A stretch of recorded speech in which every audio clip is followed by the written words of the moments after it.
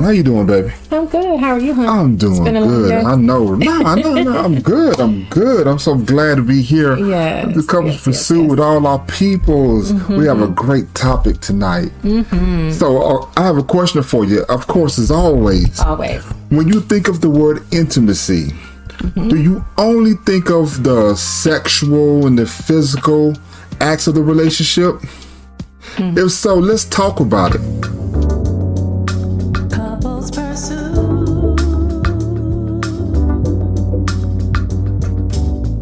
Hello, this is Vincent and Valerie Woodard, and on this episode of Couples Pursuit, we're going to talk about the 4 essential needs of intimacy. Yes.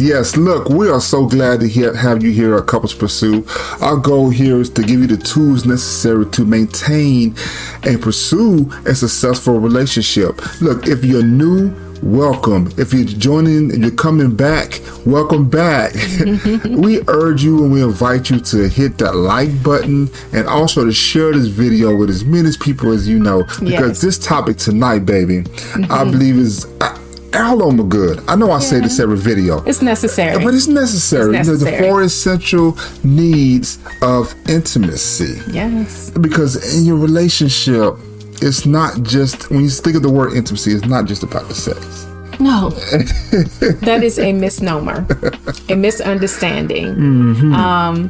And it is one that does a lot of damage to marriages and relationships. Yes. Because oftentimes it is misunderstood that if I'm giving you physical affection, then we are being intimate. And for women especially, it requires a lot more than the mechanics. And also, I believe when you hear the word, when you just think of it as a sexual thing or a physical thing, I believe we really miss the point of, because we're kind of thinking about how can the other person please us? How can we get the pleasure out of them? We're thinking about our own. We want to be able to perform and be able to, satisfy our spouse. But that was like if you think of it just as sexual and physical, it's like an afterthought. The first thought is, I want to be pleased. That is it.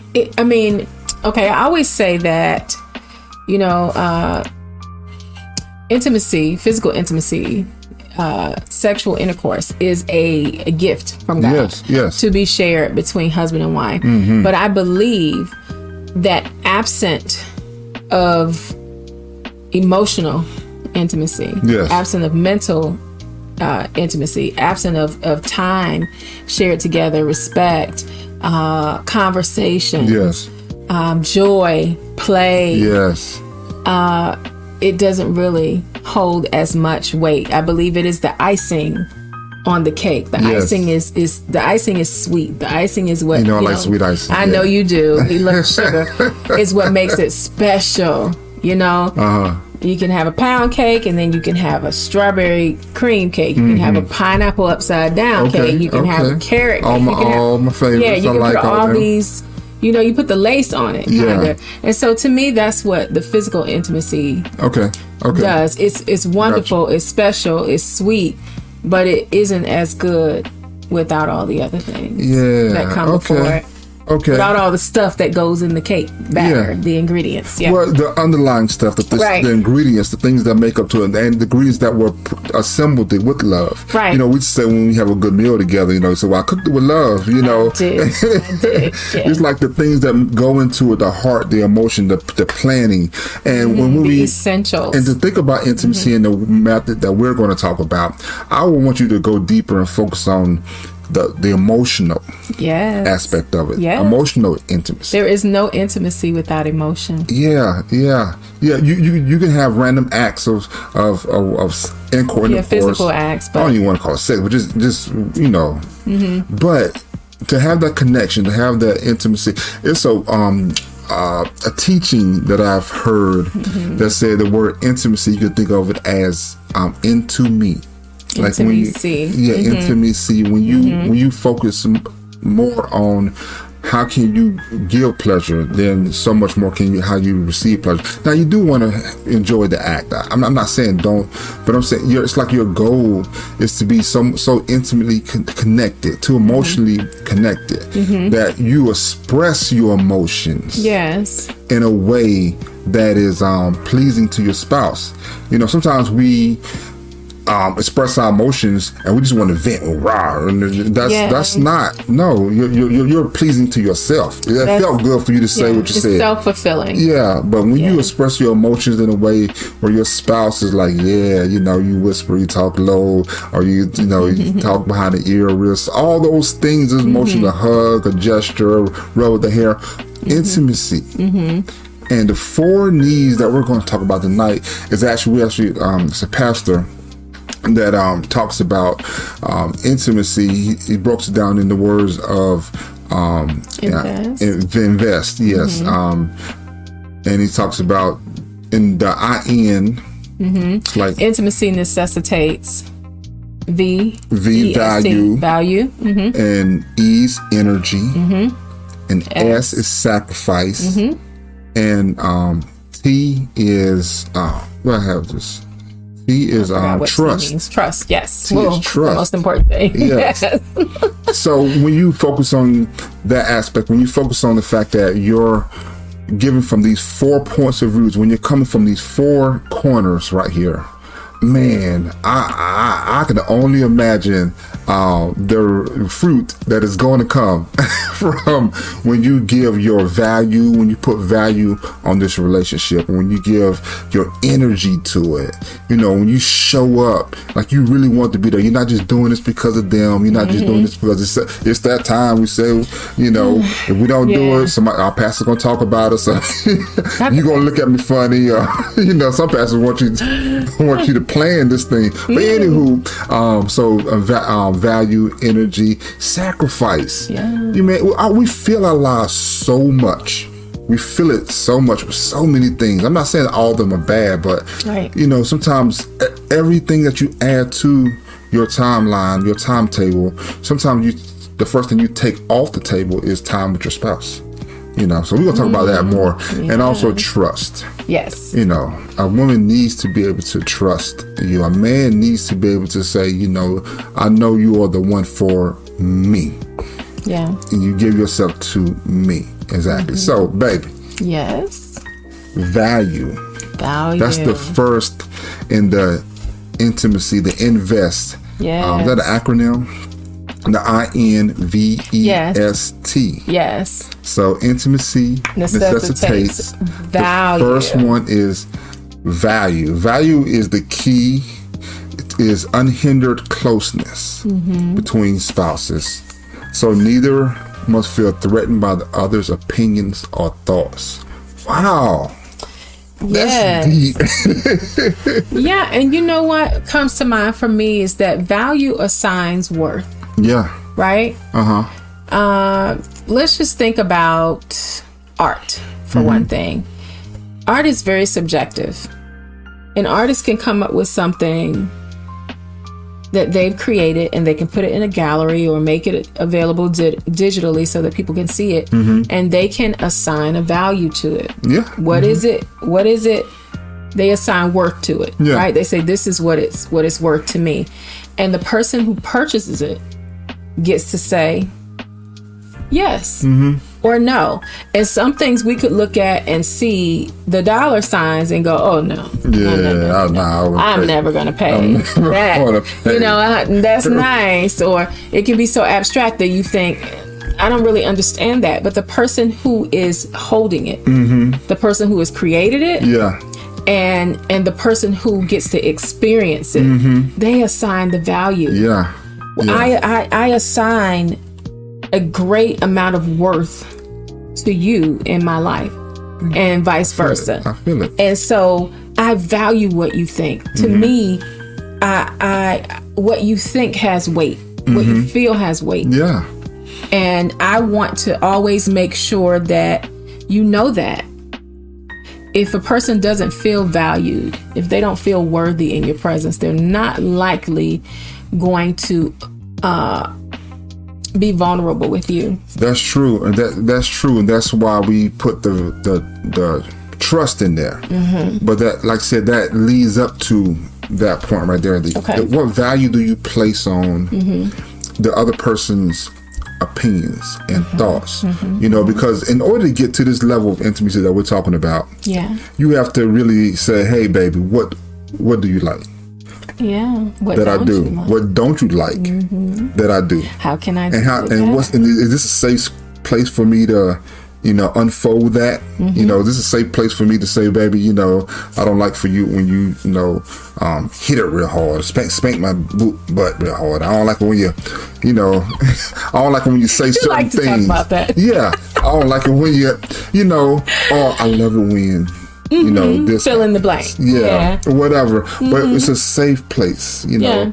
And in order to get to that point, I have to value your opinion. I have to value your thoughts. You don't just get to say, well, this is what I like and this is what I'm going to do. And when I'm done, it's done. Oh, no. No. That's not the way that it should be.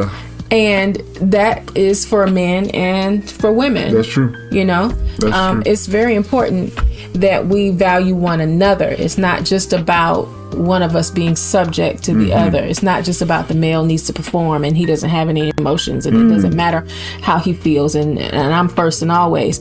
And it's not about the man just achieving his goal. You know, and it goes both ways. There is value in how we feel, think, and experience intimacy between one another. So that's the V in the acronym INVEST, which means intimacy necessitates. The first one is value. Second one, energy. What is energy? Energy is when you actually, it's all your attempts to be intimate. You actually desire, you put your inertia, active effort. You invest in this. Okay, you this is important to you, not just because you're, you know, the husband. This is what you're supposed to do. No, you as a person, me as Vincent, her as Valerie, you as a person. This is important, and I give my energy. What, you know, tonight is the night where we're going to just shut everything out and we're just going to talk. Are we going to go out? Are we going to make time to spend time with one another? Times out through the day, you know. Can I just hold you? Let's hold each other. Let's just talk and actually look at each other. Let's gaze at each other for a change. Let's look at each other for more than 2 seconds at a time. Clear your thoughts. Right. And just have that moment, you know, and look for those moments. Because, man, this time that we have right now will never come again. You're never gonna get it again. Never. So why not make time? Because sometimes if you don't, it can slip away. And making time is the energy. It's the energy that you give to that moment, to being here in the now, present with your spouse. Yes. And don't take that lightly. I want to urge you to not say, okay, well, you know, things are going good right now, so I can kind of put that to the side. Let me focus on, we said we was going to do such and such and such and such. No, you know, if you're in a relationship, you're always in a relationship. You're not just in a relationship on Monday, Wednesdays, and Fridays. Baby, today's not relationship day. Or when it's time to be intimate. When it's time to be physical. That's not the time that you figure out where her lips are. That you figure out where her eyes are. Okay. That you pay attention to her. That's not the time it's not the only time you should embrace her, caress her. Every physical touch should not be the anticipation of physical intimacy. And that energy that comes into that is also the effort that we apply to it. Now, get this. It's also the fact when we don't get it right. You know, when you have moments where we didn't really connect. You know, we didn't really. What happened? You know, I went, baby. Well, you know, last night, whatever. You know, is there something I can do? I want effort. I know. I want to. You didn't seem. You seem different. Or distracted or whatever. Talk about that. You know. So that's that. And even if you have to pause your moment, if you see that your spouse is not really Like maybe they're cooperative because they don't want to reject you, but they're not really present. Yeah. It should be more important to find out what's going on and why they're not present than it is to accomplish your goal. That's true. Because that too is intimacy. That is energy and effort towards sustaining and fortifying the love relationship. And when you do that, especially for a woman, you pause, you pay attention to what's going on. You cause her to lean into you and to have that trust. And you take the moment that may be necessary to lay beside her and comfort her and hold her, maybe caress her or kiss her without the physical intimacy. She needs to talk to you. She needs to tell you, this is how I'm feeling or thinking, or, you know, all of these things are going on in my mind and I'm sorry. I can't seem to get myself centered. Don't get offended by that. Don't get offended. Give her the opportunity to share with you. And then when you do that, she will bless you. Yes. And that leads to Number three. So we're talking about an acronym called INVEST, which is intimacy necessitates. The first one we did was value. The second one we did was energy. So this third one is sacrifice. Ooh. Now, it really piggybacks on what you said a while ago about when we have these conversations, being open and honest to have those conversations. So now we're sacrificing how we're receiving. Like, maybe I'm not Superman, so maybe something she said about the way I performed or didn't perform, or my attempt to I was kind of, you wasn't right. I don't agree with what you said, and I want to correct you in that matter. Sacrifice is maybe having to bite your tongue and maybe having to say, you know what, baby, I want to listen because I don't need to be right. I don't want to be right. The goal is not, my wife would say this all the time, it's not about who's right, it's about what's right. And sometimes we have to sacrifice our emotions, our sensitivity sometimes when we want to correct something or say, well, I don't understand, maybe you're the problem, maybe you didn't receive it right, or if our pride is our ego is being challenged or corrected. Yeah. There's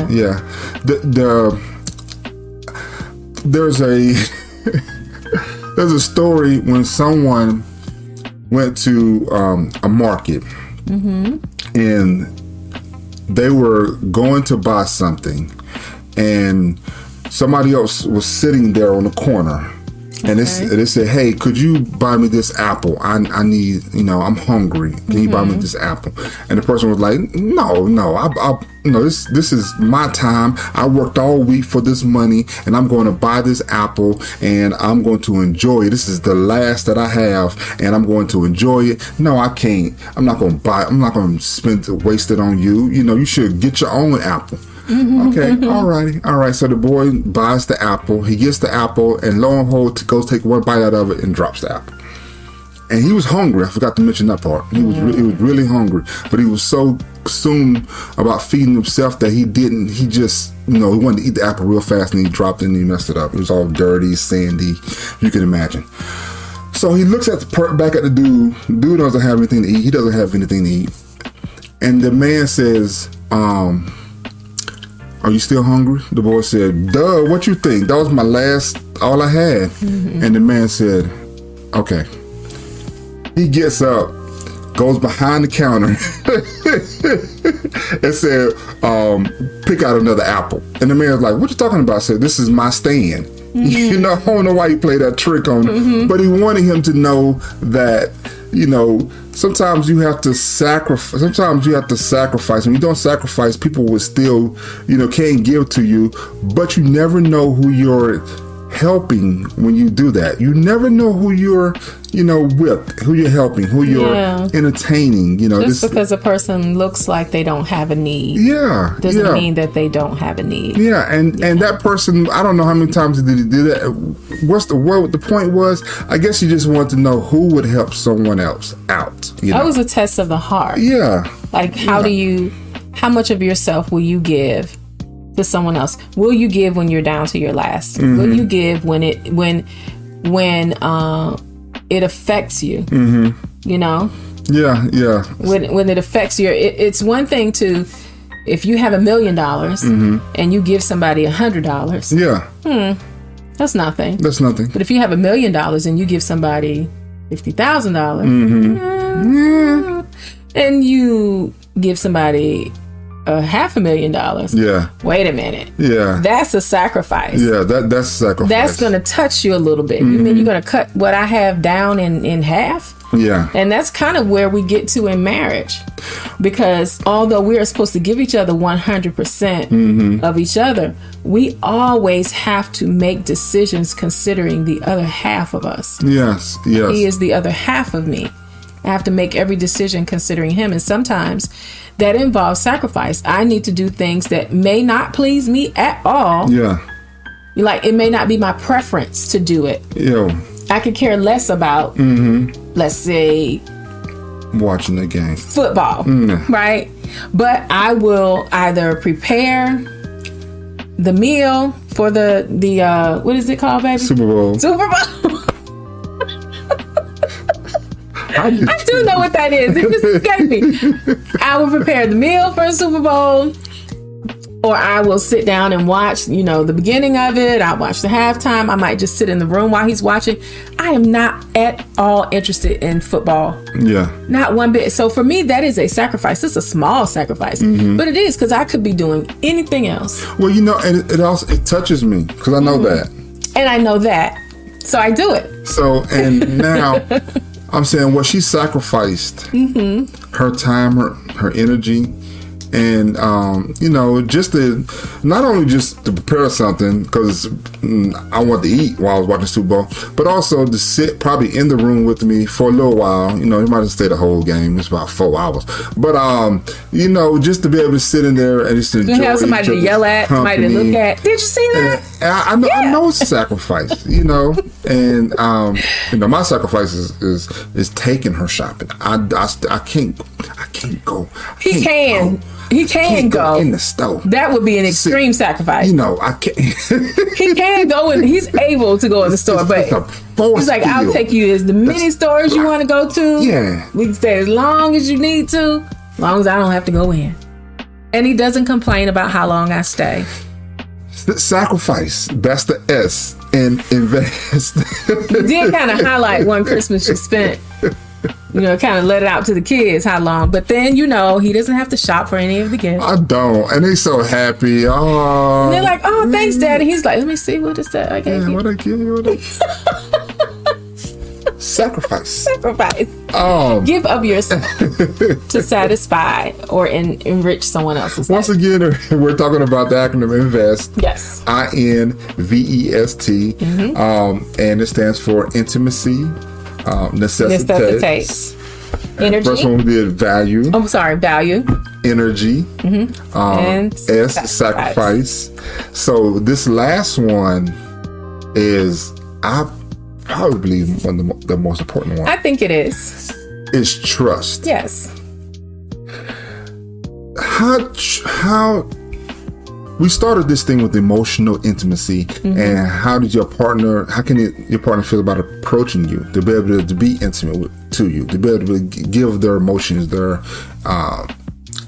inner thoughts and opinions on certain matters that concern their relationship, and all of that will be hindered. There's no trust established. And established trust is really establishing the fact that, baby, man or female, I am your safe place. I am a place where you can deposit your opinions and your thoughts and your fears. All those things with me, and it won't be used against you. They won't be used, turned back onto you. You know, I won't bring them back up. You know, see, that's why you always, because you remember that time you told me. No, it comes in here. It comes into my heart, and I'm not saying just me, just the man. I'm talking about the spouse. It comes into the heart, and I hold it. I rest it for you. Right. And then, you know, when you need comfort in the matter, I know some history behind it because you told me some things, and I go back to that. Oh man, yeah, she was really hurt in one relationship when such and such happened, and so now I understand. Let me get some empathy to that matter, because she actually was honest about whatever. I'm trying to get you to understand that when a person can feel that they can trust you with their emotions, man, intimacy is. It goes from 0 to 1,000. Yeah. Because if I can tell you, and just to piggyback on what you said, if something has happened in a prior relationship, or something has happened in childhood, or something has happened recently that has caused your spouse to feel and emote in a different way, if it causes them to shut down or whatever that is, if they're able to tell you, it does open such a great door of vulnerability, and it is a great responsibility and a privilege for them to share that with you. It doesn't mean that you then have to govern your life or be locked into the fault or the guilt of the person who caused whatever pain. It doesn't mean that you have to carry that burden. What it means is that now I know that happened to you. And not only can I hear you, I can listen to you. I can understand why. Oh, well, that explains why I, experience you this way or that way. And then you can help that spouse to come to a place of healing. And that will take your intimacy from 0 to 1,000. They can trust you. If I can trust you, man. Yeah. Ladies, if your husband can trust you to tell you things that are deep and vulnerable, if he can share his heart, his emotions, his softer emotions, if he can share his fears, his desires, his dreams, his goals, his weaknesses, if he can share those things with you, and he knows that you're not going to ridicule him, you're not going to throw it in his face, you're not going to make him feel like, oh, you're not a man, and how dare you, or oh, you need to talk to your friends about that.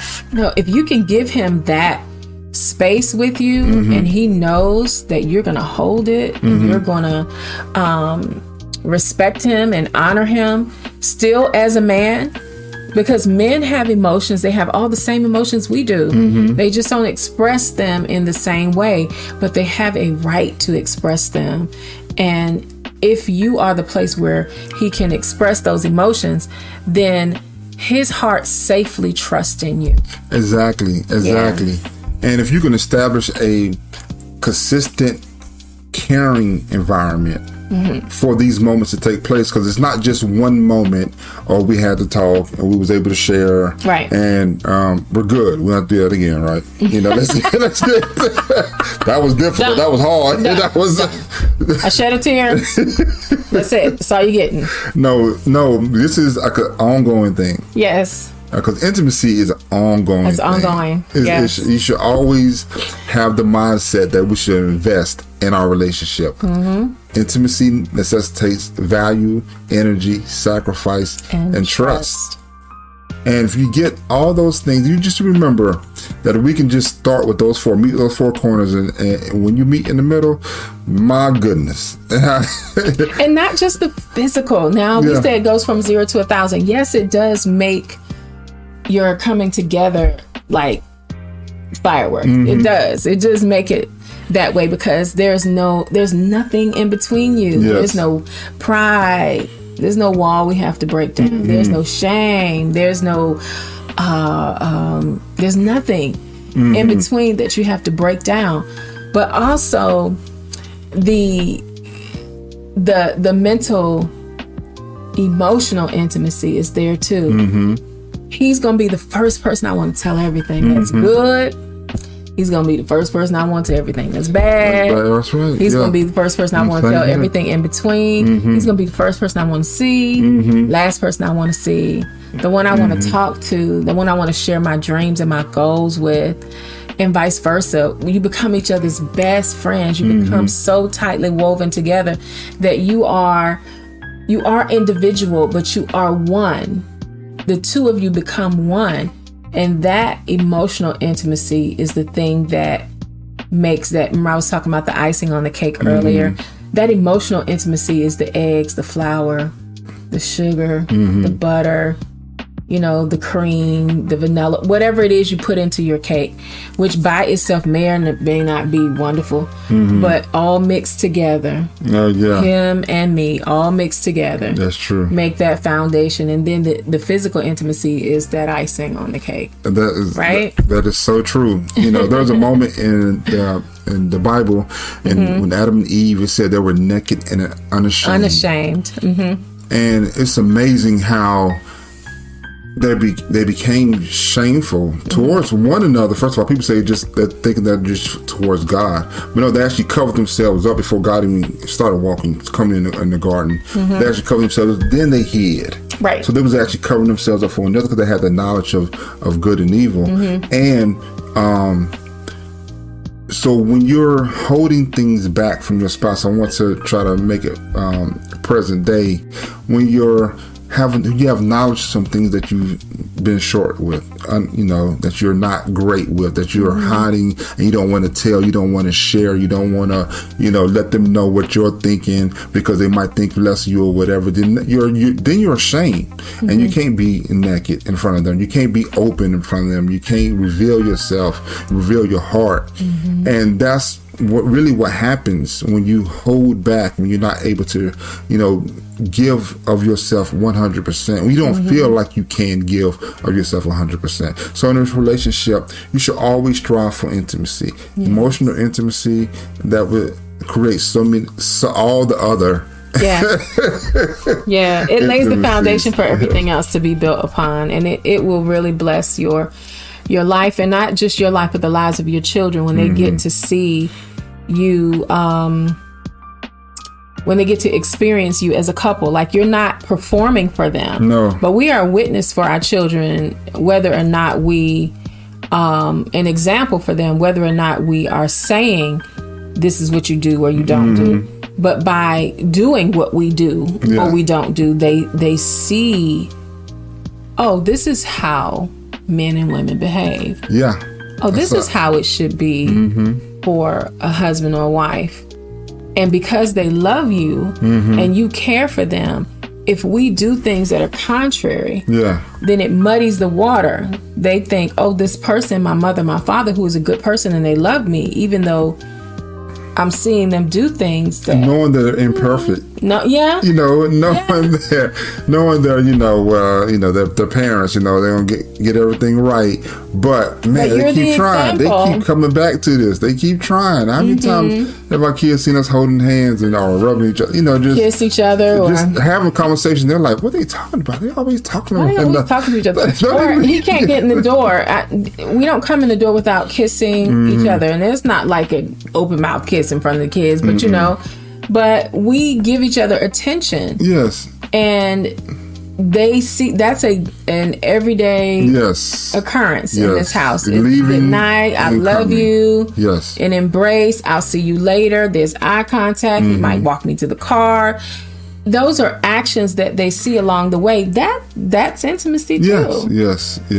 And so then if some knucklehead comes along and, wants to entertain one of my daughters and he doesn't have a general respect, then I hope and pray that they would be like, oh, no. Nah, that's not it. No, I need something that doesn't look like my dad. That doesn't look how my father treats my mother. And not that he should...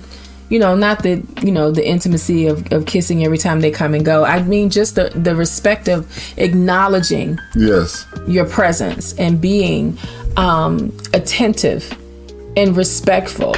Because, this is a whole nother topic. We could talk about how dating, quote unquote, dating is in this day and age, and and how it's void of intimacy and respect and contact and connection and et cetera, et cetera. But I digress. That's good. That's good. That is good. So, look, if you like this video, again, please share with someone, smash that like button, and also leave us a comment. We would love to read your comments. We love to answer them, and also just know what's on your mind. If you can, I said the 4 needs, but it's a cornerstone. We just don't want to give you 4. Well, what do you think about those 4? Your thoughts on those? We'd love to share. We'd love to read them.